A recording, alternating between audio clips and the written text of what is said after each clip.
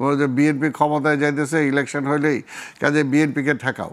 এই সরকার যদি প্রতিনিয়ত রাজনৈতিক দলগুলোর সাথে বসতো, তাদের সাথে পরামর্শ করত এবং কিভাবে দেশ পরিচালনা করা যায়, এবং যেটা আমরা বারবার বলে আসছিলাম যে তারা একটা রোড ম্যাপ যদি দিত যে তারা কতদিন থাকতে চায় এবং এই থাকার মধ্যে দিয়ে প্রায়োরিটি বেসিসে কি কি কাজগুলো তারা করতে চায়, আর সংস্কারের মধ্যেও কোন কোন সংস্কারগুলো তারা করতে চায়। কিন্তু এই পর্যন্ত এই ব্যাপারে তারা খোলামেলা কোনো বক্তব্যই দেন নাই। বারবার মনে হয়েছে যে তারা জিগজ্যাগ হয়েছে, শুধু সময় ক্ষেপণ করেছে। এখন আমরা বারবার যে কথাটা বলেছি যে যেহেতু পরাজিত ফ্যাসিবাদ একেবারে শেষ হয়ে যায়নি, তার মাথা চলে গেছে, কিন্তু ষড়যন্ত্র দেশে রয়ে গেছে। কাজে অনেকেই চাবে না যে দেশের গণতন্ত্রটা ফিরে আসুক, গণতন্ত্রে উত্তরণ ঘটুক।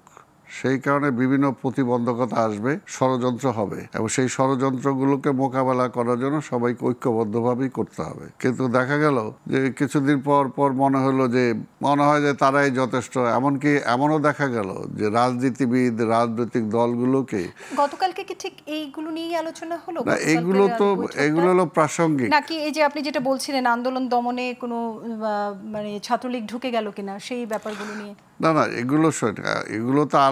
এইগুলো যে আসছে, এটা আসাটাই যে স্বাভাবিক। আমরা তো আগেই বলছি যদি এটা সময় তারা বেশি নেয় তাহলে এই ধরনের আসবেই।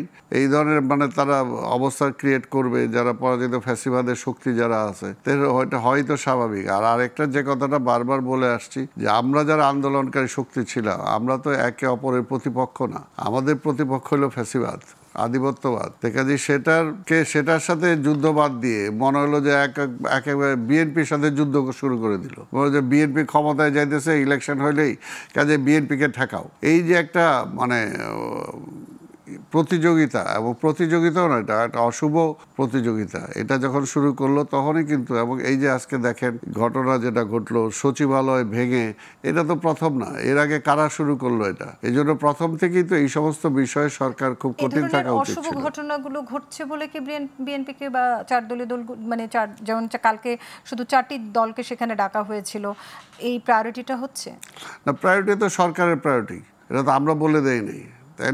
আমরা বারবার বলছি রাজনৈতিক দলগুলোকে তার রাখা উচিত, অলওয়েজ কনফিডেন্সে রাখা উচিত। কিন্তু কখনোই তো করে নাই। ইভেন যখন একটা প্রথম দিকে তো করলোই, কিভাবে করলো, উপদেষ্টা না করলো, পরের দিকে একটা যখন উপদেষ্টা নিয়োগ করলো, সাংস্কৃতিক উপদেষ্টা, সবার পক্ষ থেকে বললো কিভাবে করলেন, কি প্রয়োজনে করলেন, কেন করলেন, এটার রিপ্লাই তো কোনো দেয় না। এই সরকারের সবচেয়ে বড় এটাই, শুনে কিন্তু কোনো উত্তর তো দেয় না। এটাই হলো সবচেয়ে বড় কথা।